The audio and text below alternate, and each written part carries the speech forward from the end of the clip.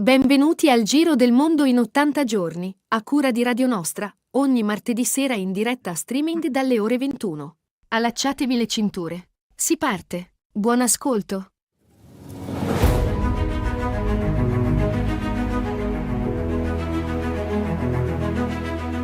No, partiamo con Sami oppure lo mettiamo per secondo?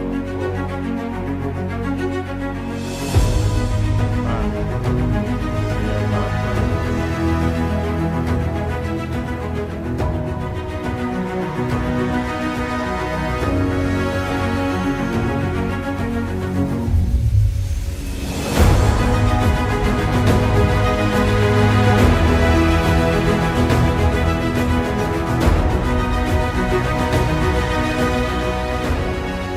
Eccoci qui, buonasera a tutti, bentornati alla sesta puntata del Giro del Mondo in 80 giorni. Con me sulla mongolfiera c'è Rossella. Ciao Rossella. Buonasera Gianluigi, buonasera a tutte le persone che ci stanno ascoltando e a quelle che ci ascolteranno. Bene, con la sigla siamo andati un po' lunghi, andiamo subito col primo brano. Fra poco è Natale, Rossella, quindi ho scelto tutti i brani natalizi della CT Bandland, che sarà in concerto il 17 di dicembre. Andiamo col primo brano.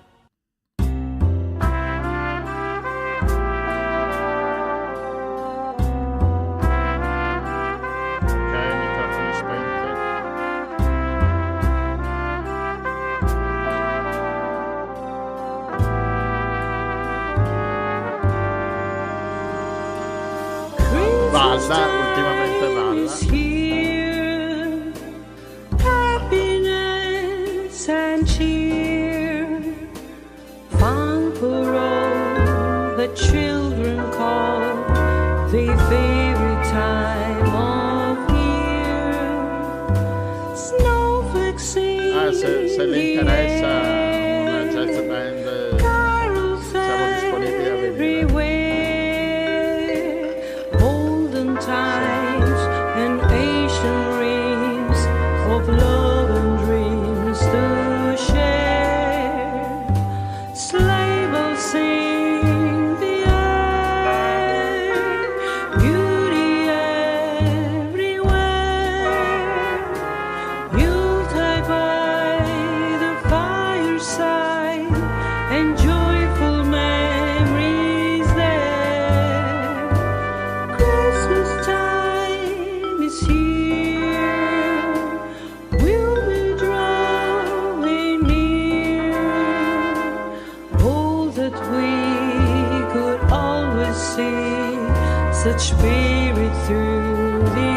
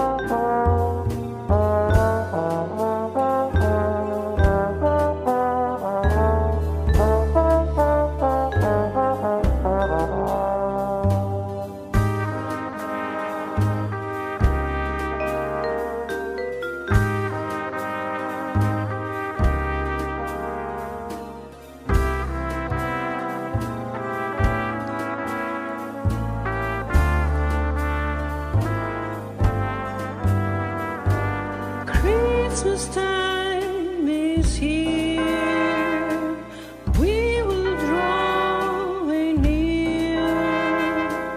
Oh, that we could always see such spirit through the year.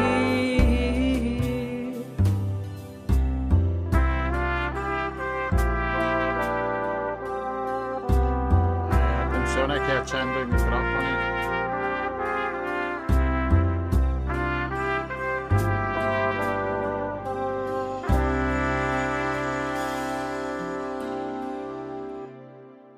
Ecco qui la CT Venderend, vi ricordo mercoledì 17 dicembre alle 20:45 a Cavallino.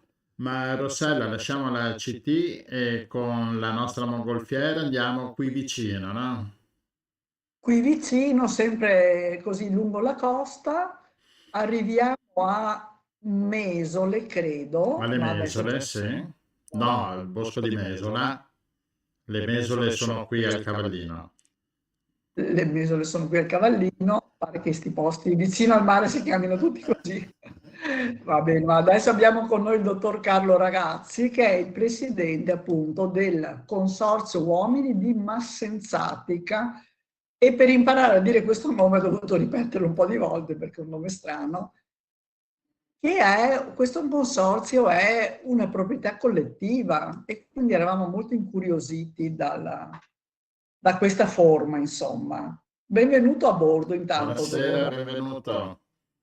Sì, buonasera, buonasera a tutti, buonasera anche agli ascoltatori. Sì, la nostra è una realtà particolare. Massenzatica, il nome deriva da Massenzio, un console romano sostanzialmente, che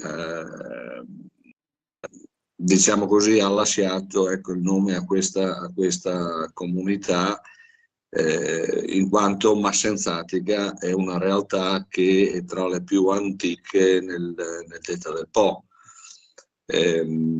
Come ente, come soggetto giuridico, questo lo possiamo affermare perché abbiamo documenti scritti, insomma, e in più abbiamo cercato conferma con l'aiuto della Università di Bologna, abbiamo fatto il test del DNA ai cognomi storici della comunità e tutto coincide. Abbiamo trovato sostanzialmente che la comunità di Massenzatica risale a circa 1700 anni fa, i primi abitanti, insomma, ecco.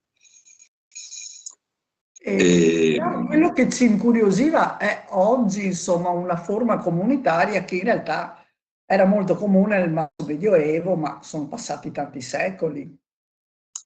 Sì, esatto, la caratteristica principale è proprio questa, e cioè sono circa 370 ettari di terra che sono di proprietà di una comunità in forma indivisa, quindi è un blocco unico. I terreni sono incedibili, inalienabili ed inusucappibili, quindi, ed hanno una destinazione agro-silvo-pastorale immodificabile. Ecco, quindi diciamo che viene salvaguardata, ecco, la funzione agro-silvo-pastorale di queste terre.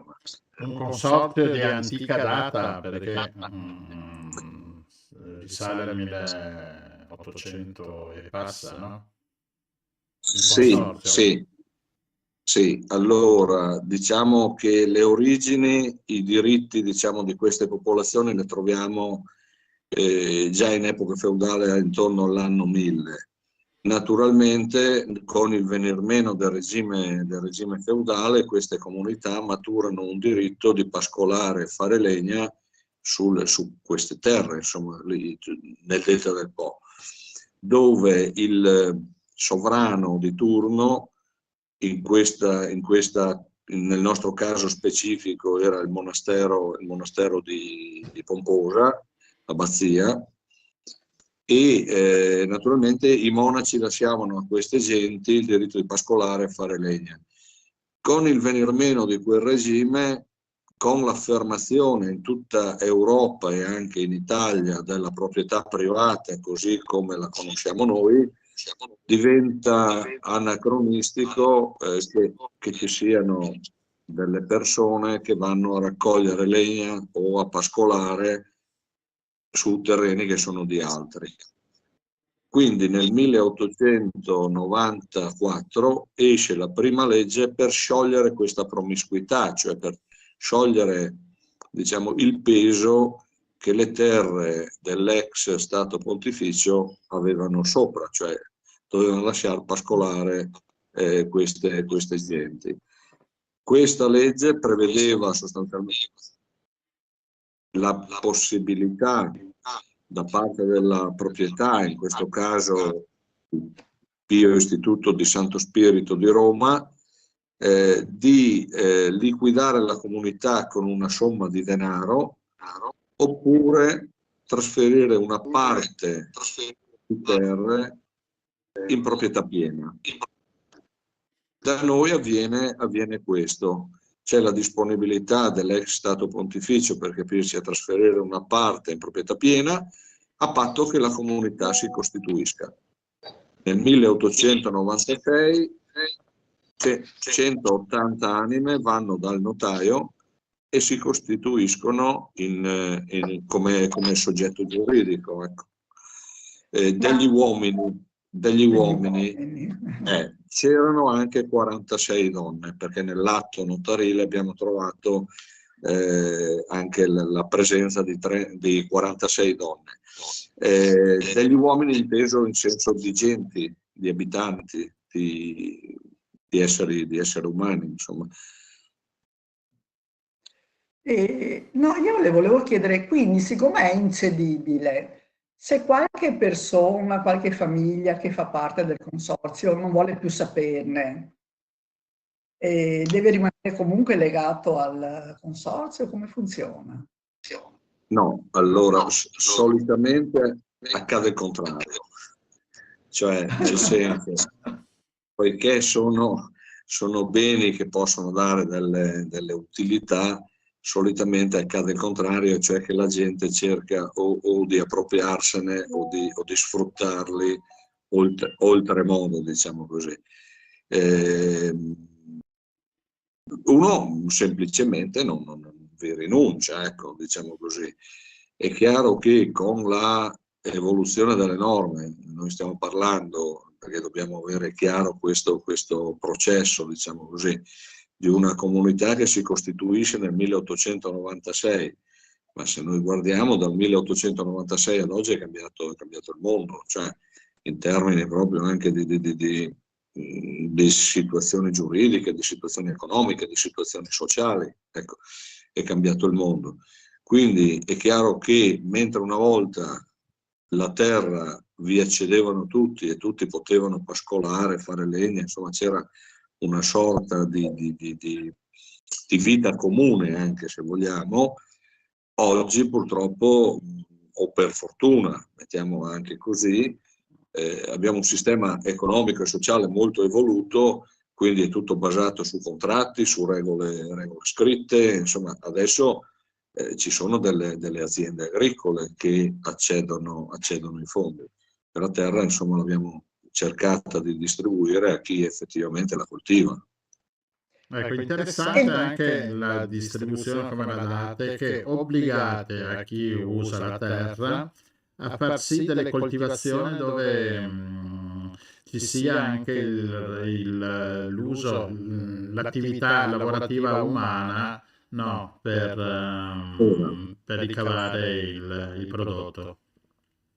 Esatto, cioè nella distribuzione delle terre abbiamo privilegiato sostanzialmente chi fa lavorare le persone, perché la comunità, come dicevo prima, no, è composta da una sfaccettatura molto, molto ampia. Andiamo dalle donne braccianti ai giovani, agli anziani, ecco.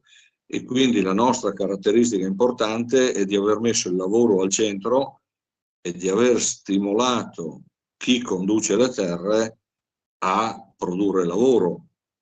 Il lavoro sostanzialmente produce un movimento economico che si riverbera positivamente sulla comunità.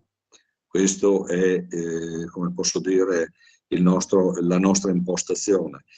La impostazione che ci siamo dati, privilegiando gli agricoltori più giovani, i più piccoli, chi metteva a dimora coltivazioni ad elevato impiego di manodopera, e abbiamo garantito l'accesso alla terra a canone calmierato, quindi non di mercato, ha lasciato quel minimo di capitali nelle aziende agricole e ha fatto sì che avessero tutte le energie per investire e per fare quel salto di qualità che veniva richiesto nel mondo agricolo. Questo è un mondo che ha cambiato pelle dagli anni 90 in poi, si è passati da un'agricoltura molto statica, basata sulle coltivazioni di cereali tradizionali e niente di più, ad un'agricoltura molto spinta, basata sulle orticole, patate, carote, radicchio, pomodoro sostanzialmente. E Per fare con un questo ciclo di uso della terra più volte all'anno, no? Con questi esatto, prodotti. un ciclo molto breve, sì, esatto. Abbiamo coltivazioni che rimangono in campo 3-4 mesi e poi si è già pronti per la coltivazione successiva, in sostanza. Ecco. Quindi c'è un'agricoltura molto spinta, molto dinamica. Ecco. Ecco, ci sono altri consorzi tipo il vostro In giro? giro in Italia, in Mm. Italia ce ne sono moltissime delle realtà simili a noi. Naturalmente la nostra è stata, per questo tipo diciamo, di enti, ecco, è stata una evoluzione consuetudinaria, no? Con base, prendendo a riferimento la vita delle comunità e l'evoluzione è stata proprio in via consuetudinaria. Quindi ogni comunità è evoluta un po' a modo suo, ecco, per intendersi. Abbiamo le regole ampezane, ad esempio, abbiamo in Friuli ce ne sono tantissime, si chiamano vicinie in Friuli, abbiamo in Trentino Alto Adige, anche lì ci sono tantissime realtà le abbiamo in Umbria, ne abbiamo nel Lazio abbiamo le università agrarie, che vengono chiamate università agrarie proprio perché erano all'interno dell'ex Stato Pontificio, okay? E hanno una caratteristica, le università agrarie, che è l'apertura, cioè il diritto di godere del bene veniva acquisita con la residenza, cioè chi nasceva in quel luogo e viveva in quel luogo aveva accesso al bene, alla terra, diciamo. Mentre invece le partecipanze emiliane, ad esempio, o le regole ampezzane, sono comunità chiuse, e cioè in epoca feudale o appena post feudale l'abate di riferimento ha fatto il censimento dei cognomi e quindi i Pinco Pallino, i bianchi, i rossi, i gialli hanno diritto, gli altri sono fuori sostanzialmente. Ecco, quindi è una caratteristica di queste realtà ed entrambe hanno i loro pregi e i loro difetti, perché voi capite che in comunità chiuse, quando le famiglie fanno tanti figli, c'è un tipo di approccio e la comunità sopravvive, eccetera. Quando le famiglie fanno pochissimi figli o addirittura non ne fanno, la comunità è destinata a spegnersi. Ecco. Certo. E, scusa, no, io invece volevo chiedere, quindi tutto questo terreno è molto ampio, mi pare 370 ettari, ha detto, credo che siano, Sì, pensione ampia, ecco. E lì si fa un'agricoltura, però diceva che ci sono anche altre attività che vengono svolte. Sì, allora, diciamo che l'evoluzione socio-economica di questo territorio è un po' simile a quella generale, in sostanza, ecco, anche delle province limitrofe di Rovigo, Venezia, eccetera. Quindi l'approccio socio-economico è lo stesso. Quindi abbiamo tutte le attività, le abbiamo anche qua. Quello che da noi è importante, ha un ruolo importante, è l'agricoltura. L'agricoltura di qualità, perché sono tutte orticole, quindi serve una professionalità particolare. La particolarità che invece abbiamo introdotto noi nella gestione delle nostre terre è sostanzialmente questa, e cioè i 370 ettari di terra che noi abbiamo Una parte la conduciamo noi direttamente interni come azienda agricola, e quindi abbiamo un'azienda agricola strutturata per coltivare le terre e per mantenere in equilibrio il consorzio, diciamo l'ente. Ne abbiamo una parte che la diamo in gestione ai piccoli agricoltori privati per ampliare la loro maglia poderale e per consentirgli di fare quelle coltivazioni che nelle loro terre non riescono a fare, perché c'è proprio la differenza tra terreni sabbiosi e terreni argillosi o di medio impasto. I nostri sono tutti sabbiosi, e oggi è una ricchezza enorme. E poi, quindi, una parte conduciamo noi, una parte ai piccoli agricoltori e una parte l'abbiamo in gestione ad un florovivaista esterno alla comunità, quindi lui non vive qui, però ha un vincolo contrattuale. Lui mi deve far lavorare il bracciantato, che da noi è prevalentemente femminile ed è un fenomeno che è ancora molto diffuso. Quindi mettendo a dimora piante da vivaio tipo le fragole oppure frutteto, piante da frutteto, c'è una elevata PLV e c'è un'elevata richiesta di manodopera. Il salario delle donne è il secondo salario che entra nelle famiglie, che è quello che ti consente di far studiare i figli e quindi elevare il livello, diciamo così, culturale del territorio. Una parte dell'utile che deriva da questa gestione, sia delle terre che conduciamo noi che dai piccoli agricoltori e che deriva anche dal florovivaista, la utilizziamo con i bilanci annuali del consorzio per opere di carattere sociale. Cioè noi paghiamo le vacanze marine ai bambini, sosteniamo la locale scuola materna, sosteniamo tutti i momenti di aggregazione che abbiamo nella comunità, in sostanza. Ecco. Quindi siamo stati precursori di quella che dal 2013 è diventata, diciamo così, la PAC, la politica europea agricola, ha preso un orientamento sociale, cioè ha iniziato a dire no ai comuni e alle regioni di destinare delle risorse per finalità sociali. Ecco, noi abbiamo iniziato a farlo nel 2000, 15 anni prima in sostanza. Ecco. Perché abbiamo la consapevolezza no, che c'è una comunità, cioè dietro la terra c'è una comunità. Ecco, questo è un po' Quante persone parliamo?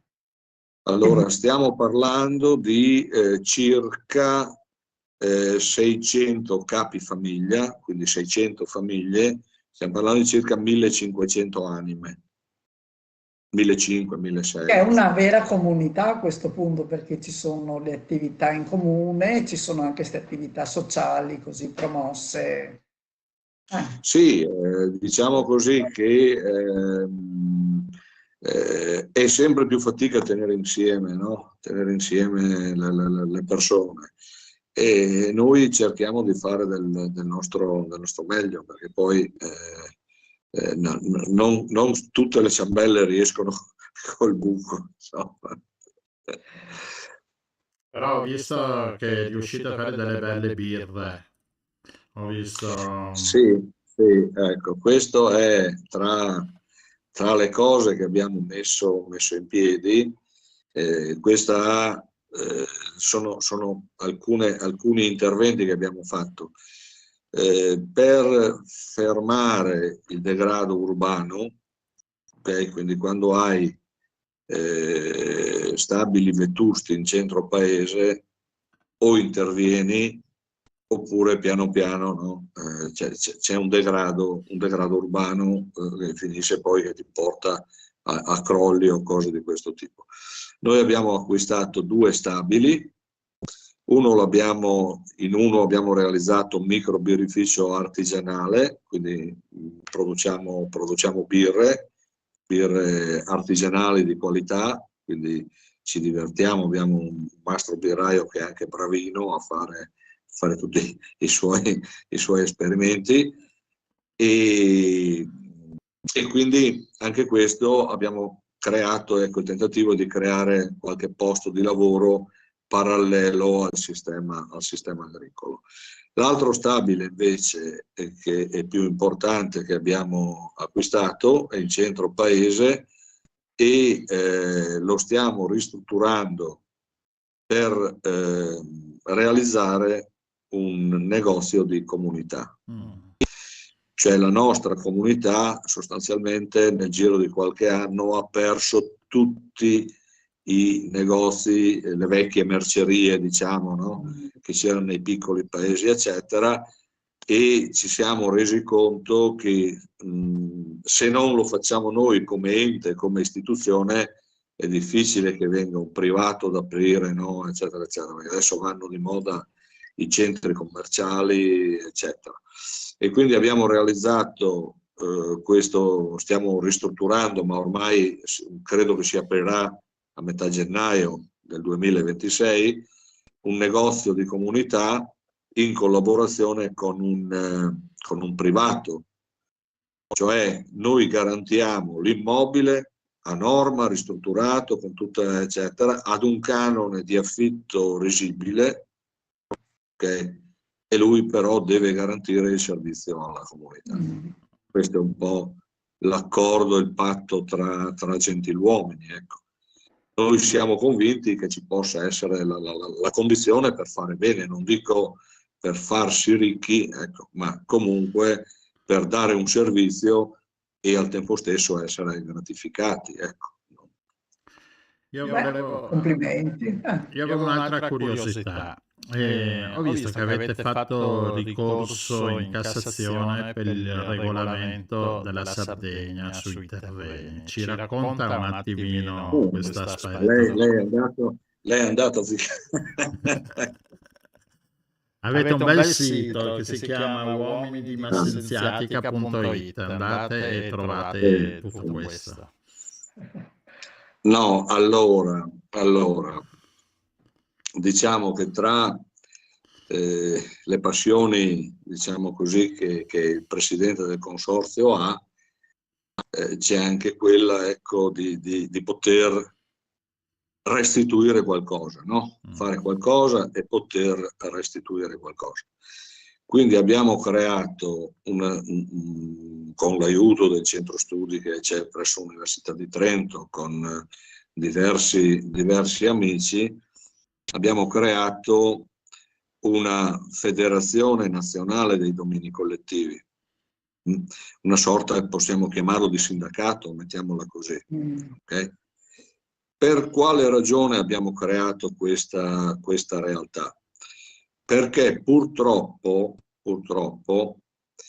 il sistema socio-economico italiano dal dopoguerra in poi è cresciuto su due pilastri, due paradigmi: proprietà pubblica e proprietà privata, in tutte le sue declinazioni, da società, SRL, SNC, eccetera, cooperative e quant'altro. Okay? La proprietà collettiva non veniva e non è stata mai presa in considerazione. Esatto. Questo ha fatto sì, sostanzialmente, che da un lato molte comunità si sono affievolite e stanno morendo, ed è il tema della Sardegna. Poi è il tema anche di altre regioni, anche in Umbria c'è una situazione di questo tipo. Dall'altro, essendo rimasti ai margini del processo socio-economico, di fatto ogni problema che si apre è fonte di contenziosi. È fonte di contenziosi. Perché? Perché finisci in mano al funzionario di turno che interpreta le norme un po' così. Sullo specifico, il ricorso, l'atto di intervento in Corte Costituzionale è stato fatto perché la Regione Sardegna ci ha provato due volte gli è andata male, okay? Aveva legiferato con la motivazione che è una regione a statuto speciale, eccetera, eccetera, aveva legiferato per andare allo smantellamento dei domini collettivi, degli usi civici sostanzialmente, ok? E dava con quella norma dove noi abbiamo fatto l'atto di intervento in Corte Costituzionale, dava la possibilità ai sindaci di sdemanializzare le terre, che è un atto che non è di competenza del sindaco. Certo. Okay? Abbiamo dovuto fare l'atto di intervento perché abbiamo letto la posizione perché queste cose finiscono, diciamo così, il conflitto di competenza tra Stato e Regione, no? Se la giocano in Corte Costituzionale. Noi abbiamo visto le memorie dello Stato, okay, che dicevano delle cose, in parte anche giuste, e mettevano l'accento prevalentemente sulla competenza dello Stato in materia di ambiente, in materia di paesaggio, su tutta una serie di materie. La Regione Sardegna diceva no, invece compete a me perché sul paesaggio sono competente anch'io, i piani regolatori li decido io, eccetera, eccetera. Ma in nessuna delle due memorie veniva sollevato il problema della sdemanializzazione delle terre, che sta a monte della pianificazione urbanistica. E quindi ci siamo permessi, e ancora oggi la norma lo consente, ecco, di presentare questa memoria in Corte Costituzionale. La caratteristica, perché poi bisognerebbe leggere anche la pronuncia se vi interessa, è la 210 del 2014, praticamente dichiara inammissibile il nostro intervento, ok? Perché dice che la Corte Costituzionale giudica sul conflitto di competenze dei soggetti che hanno potestà legislativa sostanzialmente, quindi lo Stato e la Regione. Dice questo, dice che se abbiamo però cose da far valere, le possiamo far valere in via incidentale, okay? E però alla fine conclude sulle posizioni della nostra memoria. Ecco. Beh, ma complimenti però, perché Cioè, mi sembra che... perché poi le cose insomma, cioè, vanno lette, ecco, col senno, no? Sapendo come sono andati gli accadimenti, ecco, questa è la conclusione, insomma, ecco. Cioè, in poche parole, i sindaci non hanno competenza non nello possono. esatto. Allora, L'ultima legge se ha qualche domanda? Sì. No, un'ultimissima domanda, no, ma era se voleva concludere questo discorso, io poi volevo chiedere una cosa molto più semplice. No, l'ultima legge che ci disciplina è la legge 168 del 2017, che è innovativa, è semplice, è una legge di 3 articoli, okay? Quindi molto, molto semplice, che dice che cosa sono i domini collettivi e quindi li porta, perché l'articolo 1 dice la Repubblica riconosce. Ok, quindi quel vuoto normativo viene colmato da questa norma. La Repubblica riconosce, attribuisce autonomia normativa e riporta, diciamo così, le competenze in capo allo Stato.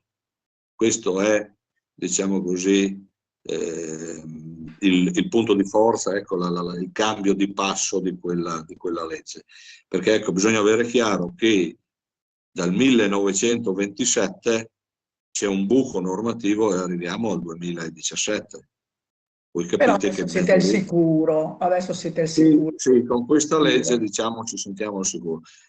Questa legge dà fastidio a molti, però diciamo che abbiamo avuto la fortuna che è stata approvata, una delle pochissime leggi approvata all'unanimità dal Parlamento, quindi diciamo così dovremmo essere tranquilli per un po'. Ecco. Sì, sì. No, io ho un'ultimissima cosa molto piccola, volevo chiedere, c'è un marchio che contraddistingue i prodotti agricoli e anche quelli trasformati, tipo le birre, così? Cioè, se noi li possiamo riconoscere se andiamo a fare la spesa? Allora, le birre sono su, diciamo, scala molto ridotta, nel senso che uno volendo le può ordinare al birrificio, eccetera, eccetera, però non accediamo alla grande distribuzione perché sono quantità prodotti di nicchia, diciamo così. E comunque il marchio è Terre Pomposiane. Terre Pomposiane. Sì, abbiamo un marchio. Mentre invece i prodotti agricoli, anche lì ci stiamo lavorando, il marchio l'abbiamo già depositato, però il problema è costruire una rete e mettere insieme le persone, che è la cosa più complicata. Esatto. Oggi i nostri prodotti delle nostre terre, dei nostri agricoltori, finiscono sui mercati attraverso la rete delle grandi distribuzioni, in pratica, ecco.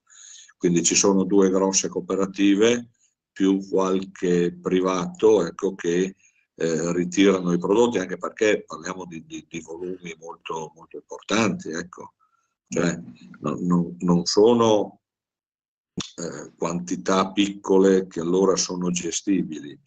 Grossi volumi richiedono strutture di stoccaggio, strutture di commercializzazione, celle frigorifere, insomma richiedono tutta una rete importante, ecco.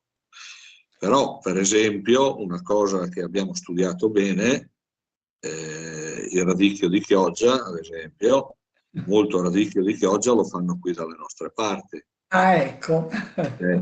E nello scambio tra comunità noi abbiamo copiato molto da Chioggia, abbiamo copiato molto. Poi che cosa succede? Perché le piante poi si adattano, no? Abbiamo scoperto che abbiamo importato le sementi, andiamo indietro di 40 anni, forse di più. Poi i nostri agricoltori hanno iniziato a selezionare le sementi, e quindi c'è anche una competenza, una conoscenza tecnica, agronomica, eccetera, e adesso abbiamo scoperto che si è modificato geneticamente. Quindi abbiamo il radicchio di massa anzatica. Abbiamo fatto, tra le manie che abbiamo fatto il test del DNA e gli esami organolettici al radicchio, al nostro, abbiamo preso i competitor, quindi abbiamo preso Chioggia, abbiamo preso il Treviso, e li abbiamo fatti esaminare dall'Università di Ferrara, e i dati ci dicono che sono diversi. Non ci dicono migliori o peggiori, ci dicono che sono diversi. Quindi è un'altra cosa. Quindi, esatto, hanno una croccantezza diversa, hanno una fragranza diversa, un amaro diverso, perché si sono adattati al suolo salino. Certo. E da qui c'è anche la birra al radicchio rosso. Esatto. No, io devo venire per assaggiare le birre. No, ma infatti credo che siamo solo all'inizio di questa scoperta e no, molto affascinante quello che ci ha raccontato, e sì, verremo a fare un'ispezione sul campo. Sì, ma magari mi avvisate qualche giorno prima, si può anche organizzare una visita qui nelle piccole, ecco, realtà carine che abbiamo. Poi insomma abbiamo anche la Basilica di Pomposa da rivedere, insomma, sono dei bei posti, il bosco di Mesola. Abbiamo il boscone della Mesola, che ha un'area integrale bellissima. Se il periodo si presta, c'è anche tutto la laguna di Goro, ecco, insomma. E voi avete la vostra che è meravigliosa, anche la nostra, va bene. Infatti, cioè, lì non so se riusciamo a competere, però diciamo così, ecco, ci difendiamo, ecco.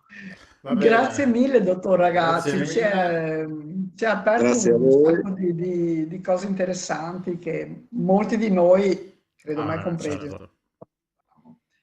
Grazie, in bocca al lupo e complimenti per tutto il lavoro anche di carattere sociale che fate. Perfetto, grazie a voi, grazie agli ascoltatori, anche a voi.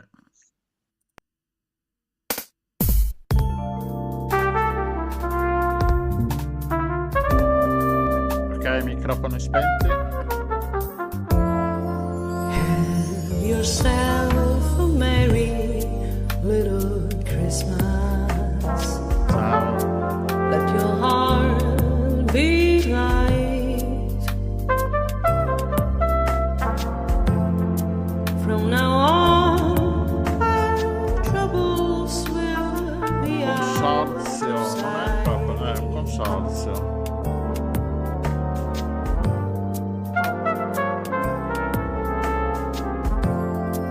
Have yourself a merry little Christmas.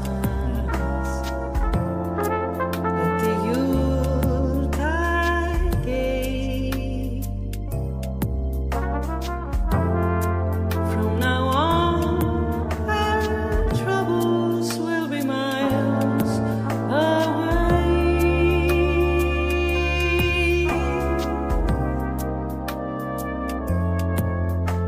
Here we are, as in olden days, happy golden days of yore. Faithful friends who are dear to us, gather near to us once more. Through the years we all will be together,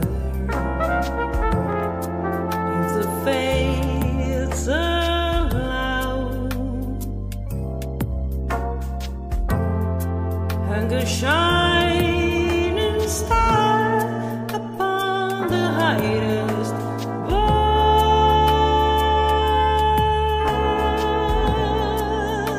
and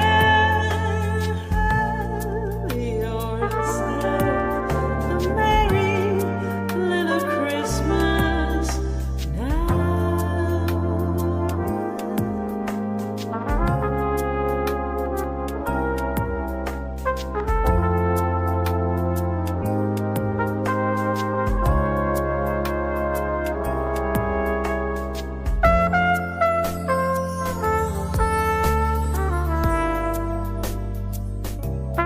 Sì.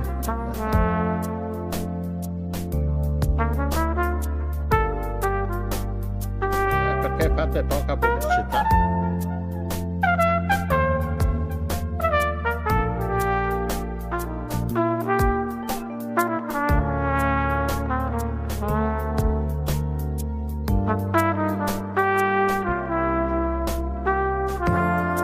Through the years we all will be together,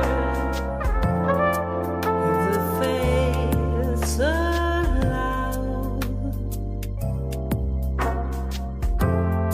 Hang a shining star upon the highest bough,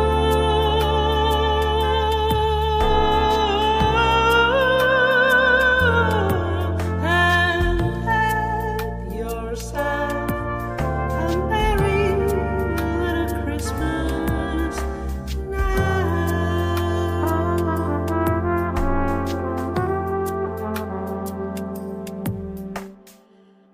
CT Bandland il 17 dicembre a Cavallino alla Tenso Struttura e con noi monta nella nostra mongolfiera uno degli ultimi entomologo rimasti in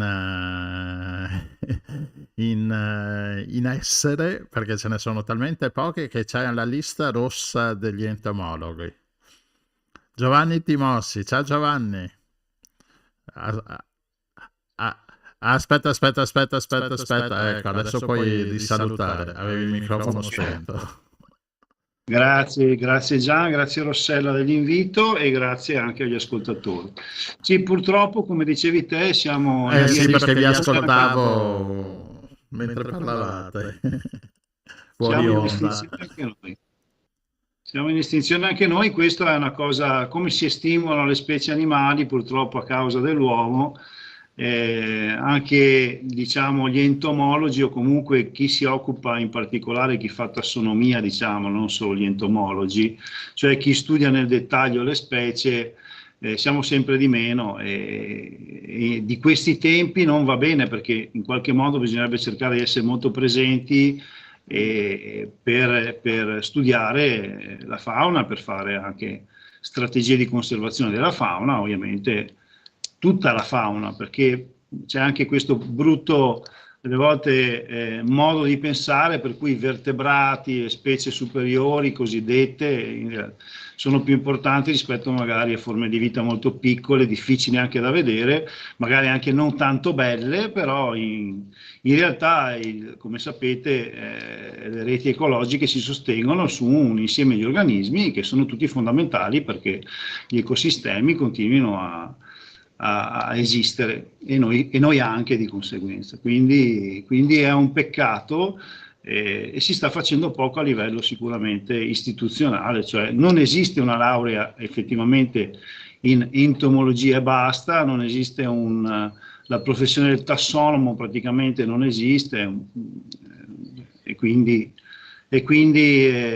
questo tipo di attività è un po' per alcune persone, molti entomologi e tassonomi, anche molto bravi, soprattutto del passato, ma anche attualmente, sono persone che si dedicano a una scienza, come ripeto, un po' negletta e poco conosciuta, facendo magari anche un altro lavoro, per cui questo è anche l'aspetto, diciamo che l'entomologia in particolare, la tassonomia comunque, l'entomologia è molto democratica, cioè non è che ci sono dei vincoli di titoli di studio. Se uno vuole, si appassiona a studiare le blatte piuttosto che le cavallette, piuttosto che le libellule, inizia a studiare, se scientificamente quello che scrive è valido e quello che scopre è valido, viene accolto nella comunità scientifica e pubblica come un professore universitario piuttosto che un accademico, insomma, ecco, questo volevo. No, questo è bello. E allora, a proposito di scoperte, ecco, abbiamo con noi appunto Giovanni Timossi, che già un po' di scoperte le ha fatte e adesso volevamo un aggiornamento un po' sui tuoi studi, perché tu ti occupi, tra l'altro, soprattutto di falene, se non ricordo male. Sì, io mi occupo di lepidotteri cosiddetti, quindi farfalle e falene, questo gruppo che ha questo nome particolare, Lepidoptera in termini scientifici, per le caratteristiche che hanno, cioè la parola deriva, il nome deriva dal greco e poi dal latino lepis, squama e pteron ala, Lepidoptera, quindi ali ricoperte di squame, poi in realtà hanno tutto il corpo coperto di squame e quindi mi occupo sia di farfalle che di falene. Beh, vi ringrazio perché mi avete invitato per mettere a conoscenza un po' anche magari di chi non frequenta i social scientifici, perché esistono anche i social scientifici, oppure non si occupa molto di invertebrati, anche se poi le farfalle piacciono a tutti, questo è poco ma sicuro. Ma abbiamo il mio gruppo, diciamo, di lavoro alla fine, il gruppo in cui faccio parte anch'io di lavoro per l'Università di Palermo, a 150 anni dalla prima missione entomologica all'isola di Pantelleria di tale Enrico Emile Ragusa nel 1875, ha iniziato a indagare in maniera un po' approfondita la fauna di farfalle e falene dell'isola di Pantelleria. Approfondita cosa vuol dire? Beh, approfondita vuol dire che bisogna, in pratica, avere una costanza nel tempo, nella ricerca.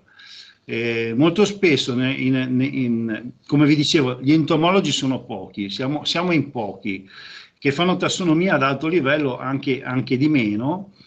Molto spesso c'è chi raccoglie esemplari magari perché è appassionato e va in vacanza in un luogo e ha il permesso e può raccogliere magari qualcosa e poi pubblica anche magari qualche informazione sulla fauna di quel luogo, insomma, no? Però il problema è la saltuarietà, cioè saltuariamente andare in un posto spesso e volentieri non porta dei grandi risultati, ma dei risultati piuttosto minimi, diciamo. Quindi noi abbiamo iniziato nel 2024 ad andare ogni 2 mesi praticamente a Pantelleria, partendo da Venezia, no, nei weekend, dal venerdì alla domenica, 5 del mattino in aeroporto, ritorno la domenica alla sera, e abbiamo iniziato a fare delle missioni di ricerca per l'Università di Palermo per indagare gli impollinatori su incarico del Parco Nazionale Isola di Pantelleria, perché Isola di Pantelleria è praticamente per il 60%, se non sbaglio, area protetta. E quindi, come tutte le aree protette, è doveroso che venga indagata dal punto di vista della biodiversità. Noi abbiamo iniziato a indagare in maniera approfondita lepidotteri, sirfidi, che sono dei ditteri impollinatori molto importanti, e poi gli imenotteri apoidei, l'apis mellifera, ma in particolare le api selvatiche cosiddette. Sapete che gli impollinatori sono in declino, in grave declino un po' in tutto il mondo. Sapete benissimo che senza gli impollinatori noi ci giochiamo un sacco di alimenti. L'impollinazione incrociata è fondamentale per moltissime specie che fanno parte della nostra alimentazione, e quindi c'è una sensibilità molto elevata, e di conseguenza c'è anche la possibilità di lavorare effettivamente, cioè con dei fondi, e andare a fare delle ricerche approfondite, perché chiaramente è fuorviante pensare, non so, a come impollinatore esclusivamente all'ape mellifera, cioè l'ape che viene in qualche modo allevata, anche se non è il termine corretto, ma gestita dalle persone, dagli apicoltori, perché si svolge un'importante funzione di impollinazione, ma ovviamente lo fanno anche migliaia di altre specie che ovviamente vanno a impollinare anche tutte le specie di piante selvatiche che sono indispensabili per la vita di altri animali superiori, dagli uccelli ai piccoli mammiferi. Insomma, è importante indagare, e questo ci ha dato la possibilità, insomma, di lavorare a Pantelleria, iniziare a fare queste ricerche. Abbiamo iniziato nel febbraio del 2024, quando qua è inverno, ovviamente giù siamo a 70 km dalla Tunisia, per cui il clima è decisamente diverso, anche se poi in realtà l'isola di Pantelleria ha una peculiarità, una montagna alta 800 metri, piantata in mezzo allo stretto della Sicilia, che per cui le condizioni poi sono effettivamente non poi fa così caldo, insomma, si inizia a girare qualche perturbazione anche lì in febbraio, insomma, fa freschetto. E soprattutto per noi che facciamo ricerca entomologica di questo particolare gruppo di insetti che sono farfalle e falene, è la cosiddetta isola del vento, quindi soffia spesso un vento molto forte che ovviamente potete capire impedisce qualsiasi tipo di attività sul campo, perché hai voglia di metterti sotto vento, ci sono delle difficoltà oggettive, ma comunque siamo riusciti ad andare avanti per almeno 5 missioni nel 2024 e poi ripartiremo nel 2026, e 5 missioni abbiamo pubblicato la bellezza di 6 articoli scientifici, quindi prima volta che succede probabilmente a livello nazionale, prima volta che succede a me personalmente, perché non mi aspettavo di trovare così tante cose importanti da pubblicare dal punto di vista scientifico e da fare conoscere anche chiaramente alla popolazione e a tutti i naturalisti che si incuriosiscono, insomma, con la natura, ecco. Ma è un po' una situazione particolare nell'isola, un tipo di clima particolare, oppure che forse è lontana dagli altri posti, quindi lì poi si ricrea un mondo a parte? Com'è la storia? Com'è la storia lo sapremo con le prossime ricerche. No, abbiamo capito qualcosa in più. Vabbè, chiaramente è un'isola principalmente dedita all'agricoltura, dal passito ai capperi, all'origano, all'agricoltura di piante orticole e anche frutta. Quindi non è diciamo, esente da un'agricoltura che utilizza anche, quando purtroppo ce n'è bisogno, antiparassitari, o insomma c'è da proteggere le colture per fare funzionare le aziende, chiaramente, altrimenti non funzionano. E la cosa particolare è questa, che ci sono ancora un discreto numero di aree abbastanza naturali, perché non possono essere evidentemente utilizzate all'agricoltura in maniera proficua. Non c'è acqua, è un'isola in cui si usano i dissalatori per avere l'acqua.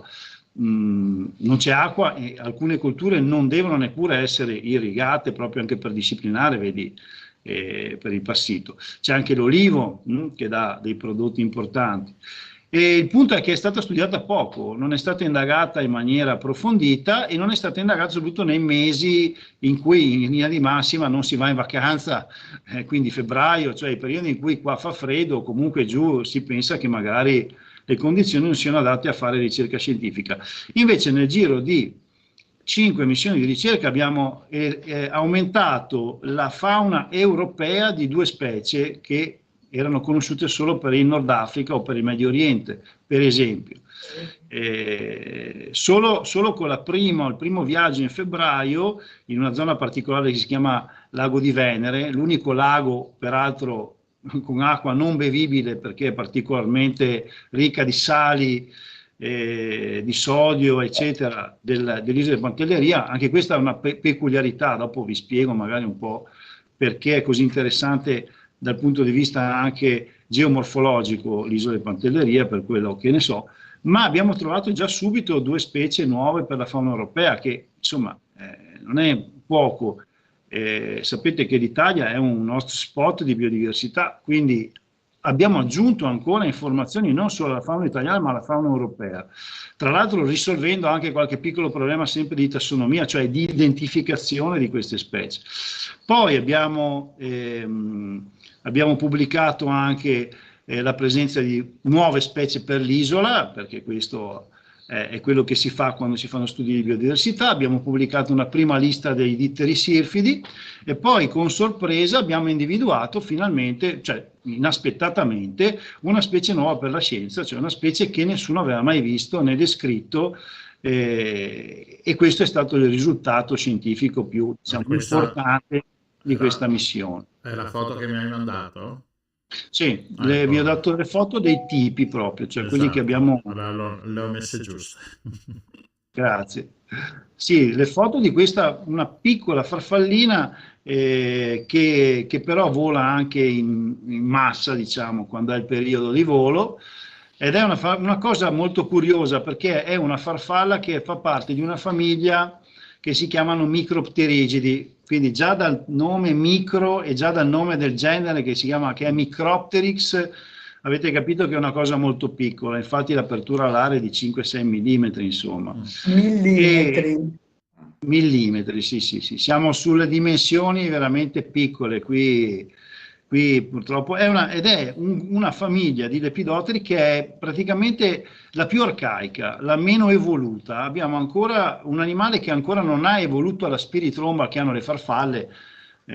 Conoscete bene, le osservate, le farfalle sui fiori tirano fuori questa specie di cannuccia che arrotolano sotto la testa e suggono al nettare. Invece queste piccole farfalline non l'hanno ancora evoluta, è proprio sono proprio le farfalle più arcaiche, meno evolute, e hanno ancora delle piccole mandibole con le quali masticano il polline dei fiori praticamente.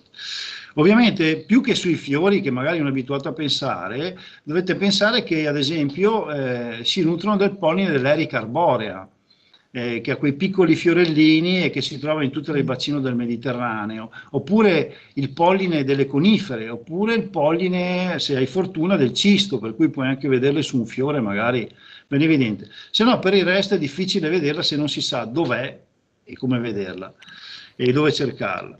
Poteva essere una specie nota, invece in realtà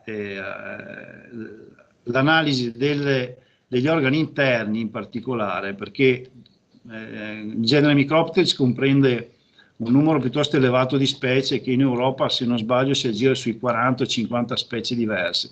In Italia ne abbiamo una trentina o poco più. Sono tutte molto simili, quindi l'aspetto esteriore è molto poco informativo. E invece gli organi interni sono decisamente differenziali, per così dire, e qui sto entrando nel mondo della tassonomia e forse qualcuno capirà perché nessuno vuole fare tassonomia, perché magari andare a dissezionare un animaletto di 2-3 mm può risultare un po' ostico, però ognuno ha le proprie passioni, no? Voglio dire, quindi c'è chi scrive haiku, come si chiamano, le mini poesie per foglie e pagine, e c'è chi invece si organizza per studiare microrganismi. E quindi l'abbiamo descritta, ovviamente abbiamo fatto anche la parte di genetica, perché ormai si fa, quindi DNA barcoding, ed è risultata una specie nuova. Ora, una specie nuova che esiste esclusivamente all'isola di Pantelleria. In realtà questa è una distorsione un po' del dato, così nudo e crudo. Infatti nella pubblicazione si discute sul fatto che molto probabilmente questa specie è di provenienza africana. L'Africa, la Tunisia, il Nord Africa sta a 70 chilometri, i venti che continuamente battono su Pantelleria da nord-est o da Scirocco, quindi, oppure il maestrale, insomma, a seconda. E hanno trasportato, per il trasporto passivo, hanno portato queste specie probabilmente dal Nord Africa, perché in Sicilia non esistono evidentemente, e si sono adattate a vivere sull'isola di Pantelleria, che è un'isola molto giovane, perché ha più o meno 320.000 anni, è un'isola vulcanica, è emersa 320.000 anni fa e non ha mai avuto nessun tipo di collegamento né via terra, per così dire, né con l'Africa, quindi con la Tunisia, e né tantomeno con la Sicilia, perché sta in un canale con delle profondità notevoli. E inoltre è stata un'isola sconquassata anche da eruzioni poi nel corso di migliaia di anni, quindi in qualche modo è stata anche più volte distrutta la flora e la fauna che era presente sull'isola, perché i geologi riportano proprio la presenza di rocce di eruzione, insomma eruttive, che hanno coperto più volte l'isola. Quindi è un classico fenomeno di ricolonizzazione da parte degli organismi. La natura ha una capacità enorme da questo punto di vista. Scusa Giovanni, ti volevo chiedere, allora, sembra che sia soltanto a Pantelleria, però magari perché in Tunisia non l'hanno ancora individuata? Esattamente, questo è il punto. Se ci sono pochi tassonomi in Italia, figuratevi in Tunisia, cioè il problema è sempre lo stesso. Perché o comunque poche persone che fanno spedizioni di ricerca scientifica magari in Nord Africa. Quindi tutto quello che finora è stato trovato è di provenienza nordafricana o addirittura medio orientale. Questa è una specie che non aveva mai descritto nessuno, non era mai stata vista. Allora, ed è stata per la prima volta descritta da me, insieme da me praticamente. Il gruppo di ricerca invece è costituito da più persone. Li voglio anche ricordare i miei colleghi di lavoro, sono Margherita Coviello che studia i sirfidi, la professoressa Gabriella Loverde dell'Università di Palermo che studia i menotteri, in particolare appunto impollinatori, e poi ci ha fatto compagnia anche un lontano parente di Enrico Ragusa, primo diciamo visitatore dell'isola Pantelleria nel 1875, ed è Ernesto Ragusa, parente ovviamente di Enrico Ragusa, che sarà stato il suo, non so, quadrisavolo giù di là. Ma comunque la cosa interessante è questa: quando si scopre una specie nuova, l'esempio che io faccio di solito per far capire l'importanza che ha dal punto di vista scientifico è un po' come salire per la prima volta sulla cima di una montagna. Tu alle montagne gli puoi dare un nome guardandole anche da sotto, però dopo qualcuno prima o poi inevitabilmente andrà a salire in cima alle montagne. È sempre stato fatto perché l'uomo ha anche questo spirito di scoperta che ovviamente è innato, e quindi salendo in cima a una montagna ti si aprono delle prospettive diverse, delle prospettive nuove, tu vedi il mondo da un'angolazione differente. È un po' anche quello che succede quando si va magari anche in giro per Venezia, nel senso che si gira sempre nei stessi posti, improvvisamente si prende una calletta nuova e si vede una cosa, improvvisamente si ha una prospettiva completamente diversa, nuova, che è affascinante, insomma, come gioco, insomma, intellettuale. Anche in questo caso, ovviamente, quando scopri una specie invece che nessuno ha mai visto, e gli dai un nome oltretutto, in questo caso l'ho chiamata Micropteris, che è genere vulcanica, per ricordare l'origine dell'isola di Pantelleria, che è proprio un'isola vulcanica, e si aprono nuovi spazi di ragionamento scientifico che vanno dalla filogenesi, cioè dall'origine di queste specie, all'assetto, alla distribuzione biogeografica, cioè dove sta, perché ci sta, come ci è arrivata, e poi altri aspetti che sono quelli della biologia che non conosciamo di questa specie, che è la parte più, alla fine, più difficile da affrontare. Insomma, in pratica finora gli ho dato un nome, ma effettivamente io non ne so niente degli stadi che ha prima di diventare adulta questa farfalla. Quindi uovo, bruco. Tocca tornare a soffrire a Pantelleria. Dovrò tornare a soffrire a Pantelleria, infatti dal prossimo febbraio credo riusciremo a partire di nuovo e faremo le nostre missioni di ricerca. Ovviamente ne ho anche altre di specie da descrivere in studio, ma devo ancora completare gli studi. Dopo, quando li avrò completati, pubblicheremo altre specie nuove per la scienza e forse anche qualcuna qua nelle vicinanze, senza andare troppo distante. Insomma, vedremo come vanno le cose. Bene. Grazie Giovanni, Grazie. Complimenti prima di tutto, perché insomma... Anche perché trovare l'insetto sarà grande 1 centimetro. No, è l'apertura alare di circa 6 mm, quindi diciamo mezzo centimetro o poco più. Beh, però ci sono dei trucchetti, cioè quando accendo una lampada ultravioletti arrivano. Quando so che c'è la vedo volare, perché la vedo volare, so che va sul polline. Poi tra l'altro un animale non è che sia un animale molto... non è mimetico, tanto per iniziare, è che magari lo scambi per qualcosa che non è, cioè poi non lo riconosci come lepidotero o come farfalla, pensi che sia una mosca o qualcos'altro. E poi il mio lavoro è cercare questi animali, quindi li vedo se ci sono, insomma. Va bene, grazie Giovanni. Complimenti e buone scoperte, buon lavoro. Grazie. Alla prossima. Ok, microfono spento.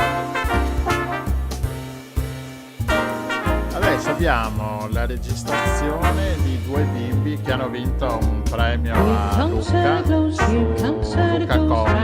Sono dei cosplayer. Sono qua della zona.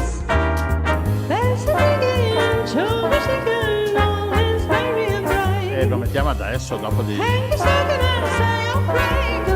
esami lo mettiamo per sempre.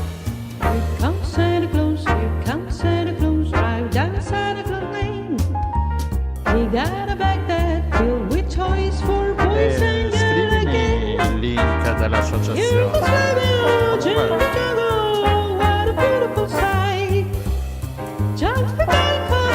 Dopo lo metto sotto sul link del video.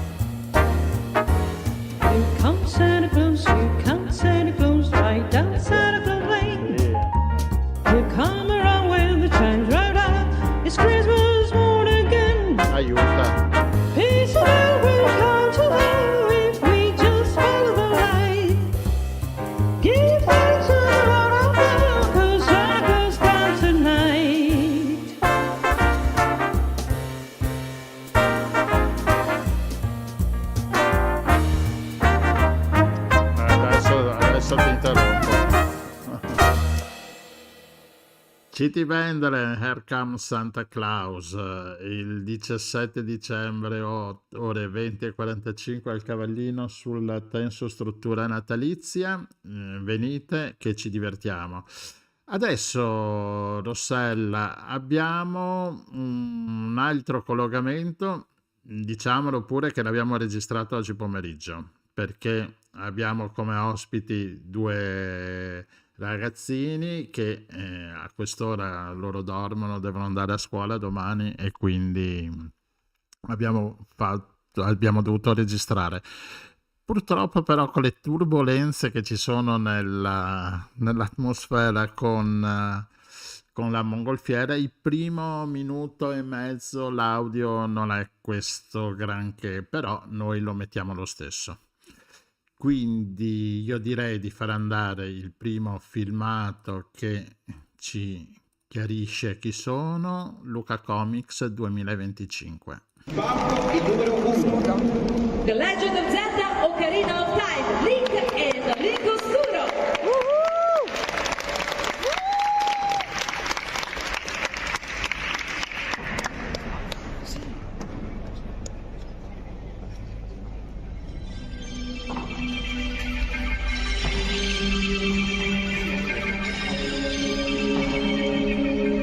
Se volete parlare voi potete parlare. Tanto i microfoni sono chiusi.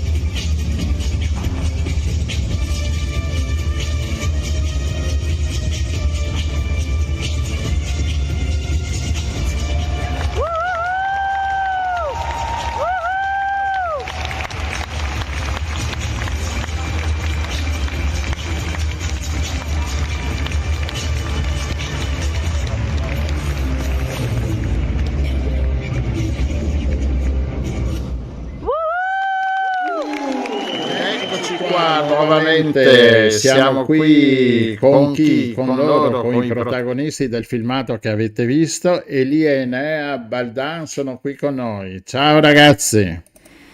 Ciao. Ciao, benvenuti a bordo. Grazie. Allora, questa nuova vittoria, avete bissato la vittoria dello scorso anno? Sì, siamo ci è confermato, io ho vinto quest'anno e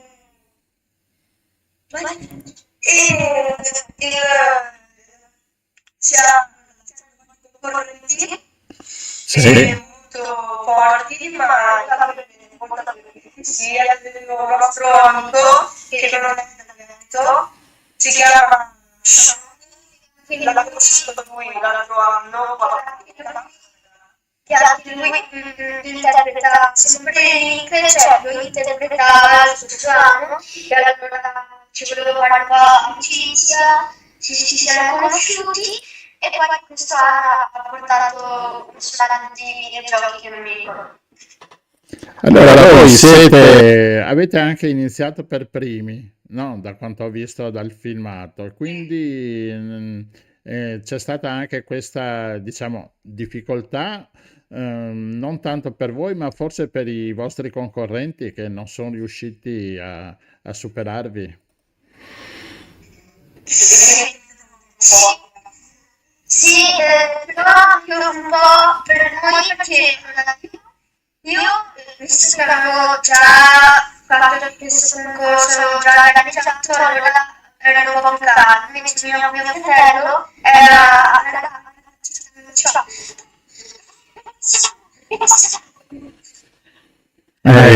in effetti tuo fratello era la prima volta che calcava il palcoscenico. in effetti sì. Però tuo fratello è... No, io Ah, ok. Così perché ascoltando per radio non si sa chi è uno chi è l'altro. mio fratello ha gareggiato a Sassuolo per la sua prima volta e poi per la seconda è andato a Lucca, quindi era comunque un po' più calmo. Allora, no, raccontate, sì. Intanto cosa vuol dire cosplay? Perché davvero c'è sempre come me che lo sa poco. Allora, cosplay significa interpretare un personaggio che sia animale, di un videogioco, di un manga, di un cartone, di un film, e tu devi interpretare, costruire una scenetta oppure facendo una tirata. In caso la scenetta sopra il palco e va valutato secondo l'interpretazione, secondo il costume, ad esempio c'è storie, in certe gare, La somiglianza, anche in certe gare, ad esempio, alla fine ti fanno una foto per vedere, così i giudici vedono bene il cosplay durante le selezioni per i vincitori. Ah, ma e voi chi rappresentavate? A chi vi siete ispirati per la vostra scena?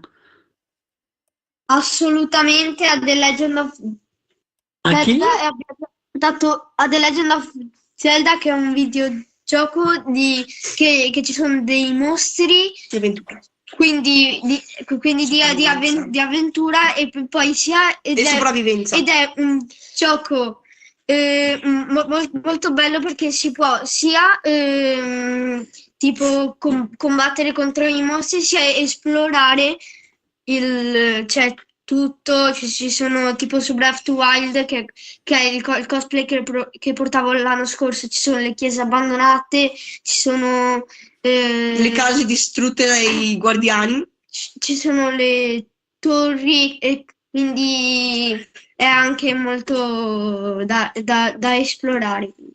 E fantasy, ovviamente, fantasy. Ovviamente, certo.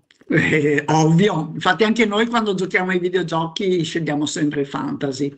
Eh sì, a me piacciono più gli sparatutto, ad esempio. E Link ovviamente è un eroe. È l'eroe. Certo. Mica vuoi interpretare uno che non è un eroe, no? Ascoltate, ma questo palcoscenico era quello di Lucca Comics, giusto?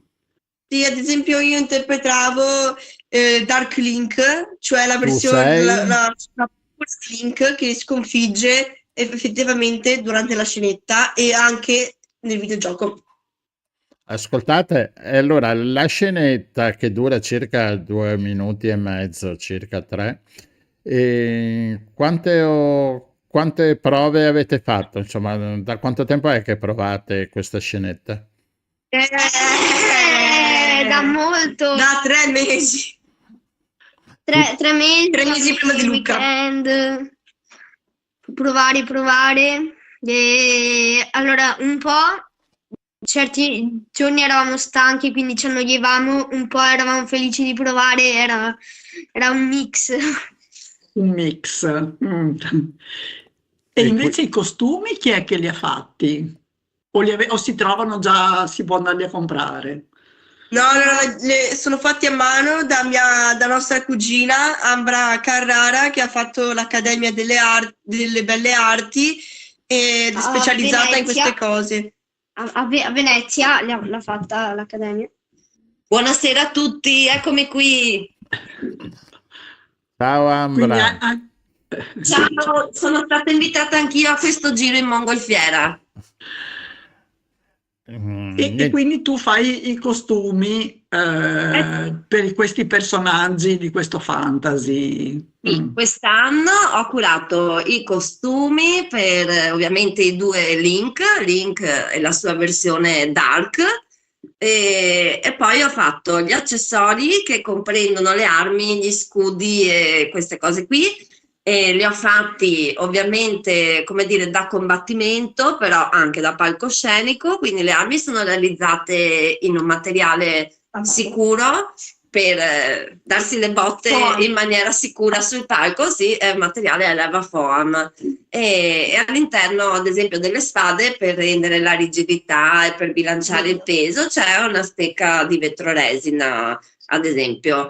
E oltre ai vestiti e agli accessori, quest'anno ho curato anche il trucco di Elia, che era molto particolare. Trucco, esatto, che ci vuole più di un'ora per realizzarlo. Abbiamo una versione più lunga, per le gare più importanti, e anche una versione un po' più veloce, però penso, caro Elia, mi dispiace, le prossime gare le facciamo tutte con la versione del trucco più lunga. Viene meglio. E così abbiamo sperimentato, perché in realtà il personaggio di Elia, che è questo famoso Dark Link, ha questi occhi rossi illuminati che emettono una luce, perché è proprio la versione negativa di Link, e quindi è tutto ombre, oscurità, e Link ha gli occhi azzurri, Dark Link ha gli occhi rosso, fuoco. Quindi come potevamo ricreare questo effetto degli occhi che emettono, insomma, un bagliore, che si vedono da lontano, questi occhi rosso acceso, per essere anche sicuri, perché chiaramente stiamo parlando di costumi che devono essere utilizzati sul palco con dei movimenti. Loro tra l'altro sono molto espressivi durante le loro scenette, e quindi ho pensato, al posto di usare luci, LED, insomma, che magari con le batterie un po' di energia elettrica potrebbe esserci anche qualche piccola scarica, insomma non si sa mai col sudore, con l'acqua sul palco. Quindi ho testato, ho inventato proprio un trucco usando dei colori nuovi che ci sono. Soprattutto per la mia testa da scurchite che mi fa sudare. Sì, allora abbiamo inventato questo trucco, che era la prima volta in realtà che questo effetto degli occhi illuminati veniva realizzato con un trucco e non con i LED e con gli effetti di luce. Quindi abbiamo sperimentato e siamo riusciti nell'intento. Complimenti. Ma scusa, vai Gian. No, volevo dire, adesso il prossimo anno siete i vincitori in carica e quindi dovete per forza ritornare a Luca Comics. È sicuro. Adesso quest'anno devo dire che i ragazzi hanno fatto anche un salto di qualità, perché ad esempio a San Donà, che è la fiera dove portano la prima volta la scenetta prima di andare a Lucca, è la scena dove fanno il test, le prove generali, quest'anno hanno vinto un premio da adulti. Quindi a San Donà hanno fatto questo piccolo step, non vincendo più il premio Kids, ma hanno vinto effettivamente il miglior gruppo. E quindi noi puntiamo. Il prossimo anno Prossimo anno vedremo come andrà a finire. Si punta in alto come sempre, no? Sì, certo. Credo che sentiremo parlare di voi ancora, così a occhio. Allora, ormai i ragazzi sono dei cosplayer promettenti. Sì. Allora, no, vai. No, dimmi. Tu sei Elia o Enea? Enea, e volevo parlare un po' dell'esperienza anche fuori alla gara cosplay di com'è stato il Lucca Comics. E quanti giorni siete stati lì? Siamo stati un giorno in più, perché la fiera durerebbe 5 giorni, però noi siamo stati 6, perché allora non era previsto all'inizio, però siamo partiti prima perché l'anno scorso ho vinto un premio a Barberino, e allora, per l'outlet di Barberino, allora siamo andati a ritirarlo. Tra l'altro vendevano delle bellissime cose, e allora dopo siamo riusciti ad arrivare di sera tardi, molto tardi, ma comunque ci siamo fatti un giro per spoilerarci un po' di cose. Siamo andati a vedere l'esterno dello stand di Stranger Things, che aveva questa mega allestimento con il cattivo della quarta e quinta stagione, Che sarebbe Vecna. E in quei giorni quell'attrazione lì di Luca Comics in quella piazza centrale ha fatto il giro di tutto il mondo, perché tutti stavano guardando le immagini di questo allestimento bellissimo. E per entrare allo stand, quante ore di coda abbiamo fatto, ragazzi? 5 ore. 5 ore di coda. Sì, il primo giorno, perché poi abbiamo detto se non andiamo il primo giorno non ce la faremo mai, e infatti. Perché allora io sono stra mega fan di Stranger Things, infatti per andare a vedere gli attori non li avevamo visti perché eravamo dietro, Gara. perché sono passati per il red carpet uscendo dallo stand, e allora poi quando sono rientrati allo stand abbiamo pensato ma quindi ora andranno all'uscita dello stand, e allora abbiamo corso fino all'uscita Nel retro. e siamo riusciti a vedere gli attori, e tra l'altro bellissima esperienza. Bravi, qua si vede la furbizia e la volontà e la determinazione, no? Eh sì, ma poi noi abbiamo visto anche le cose originali del film, vi ricordate ragazzi? Sì, abbiamo visto la chitarra di Eddie Manson. Sì, abbiamo visto dei pezzi, le props originali usate nella serie. Mi sembra di capire che è finito, e se volete che il Luca Comics duri di più, penso, no? Sì. Anche perché poi noi Luca Comics è un'esperienza che a noi dura effettivamente tutto l'anno. Dite a Gianluigi e Rostella dove siamo andati a settembre al Lido. Ah sì, allora a settembre da noi al Lido c'è Al Lido stato di Venezia? sì, Sì. c'è stata allora non mi viene il nome, la mostra del cinema, e infatti siamo stati invitati io e la Ambra per andare a vedere il film di Luca Comics in rappresentanza di tutti i cosplayer italiani, facendo parte della community cosplay di Lucca, perché oltre alle gare cosplay partecipiamo anche a raduni, cosplay ed altre attività. Allora ci hanno mandato a rappresentare tutti i cosplayer italiani al Festival del Cinema per la promozione del film su Luca Comics. Beh, complimenti, va bene, siamo avviati sulla via delle star e noi potremmo dire che li abbiamo conosciuti all'inizio della loro carriera, va bene. Sì, è stato molto bello quel pomeriggio perché poi era pieno di artisti, vero? Di ospiti che avevano collaborato al film, quindi è stato molto bello incontrarli e starci insieme, passare questa giornata tutti insieme. Va bene, quindi prossimo appuntamento a Treviso, mi pare, no? Lo sto dicendo... Sì, beh, sicuramente adesso stiamo vedendo un po' dove andare alla prossima gara, faremo sicuramente qualche evento in Veneto, in Nord Italia, e poi vedremo dove ci porterà questa passione. Va bene, ascoltate, grazie per essere intervenuti entrati nella nostra mongolfiera, e niente, se vincete ancora mandateci i filmati che li mettiamo, insomma, siamo contenti di metterli. Certo. Va bene. E in bocca al lupo. Ciao Elia, ciao Enea, ciao Ambra. Ciao. Adesso vi buttiamo giù dalla mongolfiera, ma avete il paracadute cosplayer e via. Ciao. Ciao.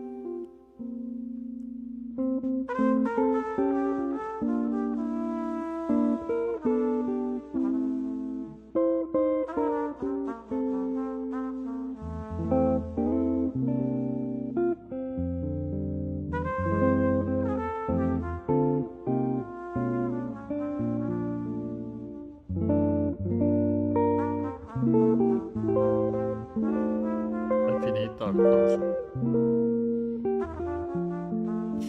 Ah, stavi mangiando.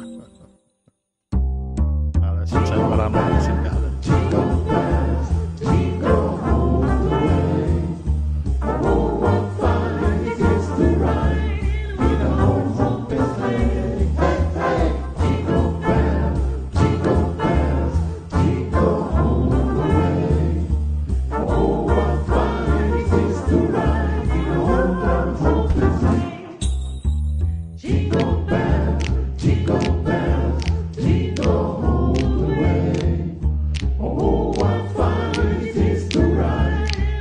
Si è sentito bene, non so perché all'inizio.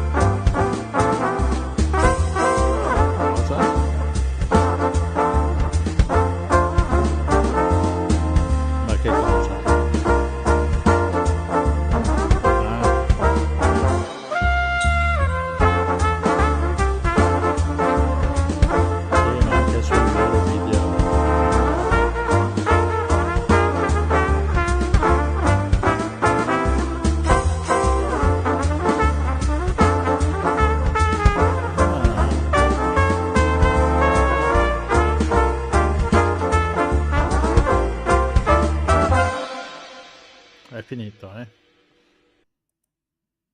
Eccoci. Puoi andare, Rossella? Ecco qua. Microfoni accesi, Jingle Bell City Band, 17 dicembre ore 20:45, ingresso gratuito alla tensostruttura natalizia a Cavallino, provincia di Venezia, che magari non andate a Cavallino in provincia di Lecce, lì non ci trovate. Che non è proprio sotto casa. No. Allora, noi abbiamo adesso il consueto, quando riusciamo ad averlo, a collegarci con Gaza, con Sami Abomar. Lo ascoltiamo e poi faremo delle valutazioni. Vediamo un po' se parte. Eccolo qua. Oggi il tempo è tornato migliorare, è uscito il sole, c'è la gente, stanno bene nel momento soltanto perché non vogliono più la pioggia, è una situazione sempre difficile, però non ci arrendiamo mai, le università sono ricominciate a lavorare praticamente con anche la distruzione, ci sono nel Gaza City, l'Università Islamica, l'Università di Al-Azhar, tutte hanno cominciato anche gli studi, anche le scuole, anche se siano nelle tende, però le scuole continuano perché la popolazione non può mai arrendersi, perché abbiamo grande resilienza per andarsi avanti e soprattutto ci sono cominciate anche lezioni praticamente frontali, prima si faceva tutto online, anche ora c'è qualche materia si fa online, però materiale pratiche devono essere praticamente presenza frontale e ci sono dipartimenti che hanno cominciato, altri meno, dipende dalla situazione, però ci sono ancora tante cose, tante difficoltà perché i materiali della costruzione non stanno entrando, tanti materiali educativi mancano, però la gente si ricomincia con quello che ce l'ha e quello che si trova lì dentro Gaza. E il valico di Rafah è ancora chiuso, soprattutto perché secondo l'accordo di pace praticamente doveva essere aperto quasi 40 giorni fa, perché sono quasi 50 giorni, sono passati dalle tregua, però ancora c'è la chiusura.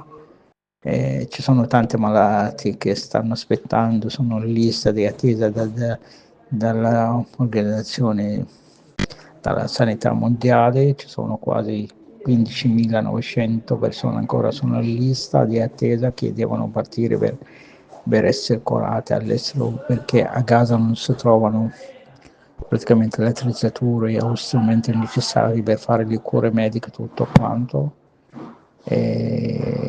Stanno entrando poco aiuto umanitario, però qualcosa che sta entrando. Gaza, con la forza e la volontà dalla popolazione, sta andando avanti perché non c'è la resa. Speriamo che le cose continuino ad andare avanti, anche se ci sono bombardamenti che non si fermano mai, soprattutto nelle zone dove c'è la linea gialla, che c'è una distruzione totale, che l'esercito sta facendo una terra bruciata, situazione sempre in alto mare. Speriamo che le cose si migliorino. Ecco qua, abbiamo sentito Sami, Gaza non si arrende mai, è già una bella notizia. Sembra che ci si stia avviando verso la normalità, anche se normalità non c'è mai stata a Gaza. Esatto, non c'è mai stata, perché ricordiamoci sempre che non tutto è iniziato il 7 settembre del 23, ma insomma negli ultimi 20 anni Gaza è stata sigillata, nel senso che tutti i valichi erano chiusi. Per espatriare, per uscire da Gaza occorrevano permessi che molto spesso non venivano dati o venivano dati da mesi. Parliamo di persone, per esempio, che avevano bisogno di cure oncologiche, quindi avere pochi mesi significava spesso che le persone non c'erano più. Non si poteva usare il mare. Esatto, perché si poteva navigare solo entro 5 miglia dalla costa, quindi anche i pescatori, quello è un mare molto pescoso fra l'altro, ma non potevano andarci. L'aeroporto è stato bombardato, se non sbaglio, nel 2005 e non è più stato riaperto. Quindi insomma, se questa è normalità, e ogni bene che entrava era sottoposto a controlli, divieti, eccetera. Vabbè, adesso abbiamo sentito Sami, che insomma c'è anche un problema meteo, perché lì l'inverno è più breve che da noi, ma è molto duro, ecco. Per cui abbiamo avuto un'alluvione, infatti c'erano i materassi che galleggiavano. Le tende non sono neanche tende di quelle belle, no? Sono cose fatte su con dei pezzi di nylon. Sì, dei nylon attrezzati e via. E anche il cibo, entrano cose un po' assurde, beni di lusso che nessuno, tipo i telefoni stanno entrando, e non entrano i medicinali, perché lì tutto viene comunque rigidamente regolamentato. E ricordiamo che la stampa straniera ancora non ha il diritto di entrare, quindi i giornalisti stranieri ancora non possono entrare, quelli palestinesi sono stati in buona parte fatti fuori, perché sono più di 200, ci sono cifre variabili, però insomma sicuramente più di 200 sono stati assassinati, alcuni perché sono capitati in mezzo, diciamo, ai bombardamenti, e altri perché sono stati assassinati deliberatamente. Insomma, ci sono un sacco di prove sui giornali stranieri, ci sono tutte queste cose. Va bene. E questa è Gaza. E niente, con Gaza chiudiamo il nostro programma, sesta puntata, sesta edizione. Ci sentiamo martedì prossimo, no? Ci sentiamo martedì prossimo. Bene, allora tutti. Ciao a tutti, buonanotte, buongiorno per chi ci ascolta di giorno e buon pomeriggio per chi ci ascolta di pomeriggio. Ciao a tutti. Avete ascoltato Il Giro del Mondo in 80 giorni, a cura di Radio Nostra, in studio Rossella, Gianluigi, una produzione dell'Associazione La Rete. Vi aspettiamo, a martedì prossimo.